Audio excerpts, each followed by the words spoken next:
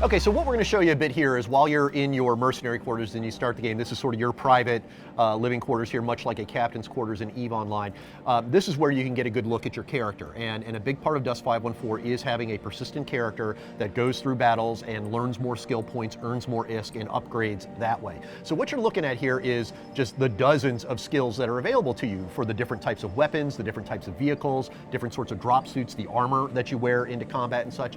And much like in real life, and in EVE Online, we don't expect that a player can master all of these skills, right? It would take years to do that in either game. And as a result, we expect you, much like as you do in real life, you're gonna specialize. You're gonna pick the things that you like best, and you're gonna get really, really good at them, and you're gonna focus. Maybe it's being a heavy or being a sniper or being a grenadier. Maybe you're the best drop suit pilot, drop ship pilot in your clan and things like that. So that's one of the ways that you'll customize and personalize. And when you say years, you mean that literally. Literally, to upgrade everything, years. It would take years. Yes, yes. We, right now, rough math on the order of 7 years of just grinding up every single skill.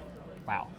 And so you also see here, right, lots and lots of different weapons, right? We anticipate having over 1,000 items available at launch that you will be able to buy with the in-game currency ISK, or in some cases you'll use ARM, the virtual currency, to unlock these side grades and things. And you may, again, you're gonna just wanna get a different feel. You're gonna find that different weapons are more useful to you in different sorts of battles or in different sorts of terrain and things like that. Same thing with the drop suits, same thing with the vehicles and those sorts of ideas, right? So a lot of different mechanics here at play that allow you to enter the marketplace, pick up items, and fit out your drop suit here. So this is the fitting menu where you're kind of tuning your dials, right? As you're thinking about, all right, I'm about to go into this big battle, this planet, this type of mission, these corporations are at play, these are the things being offered, right? You're gonna wanna tune those dials of what exactly you're using to power your drop suit, to power the vehicles that you bring in, the types of shields that you'll have at play, because you're expecting more anti-vehicle infantry than you are expecting anti-infantry soldiers shooting at you. And we saw like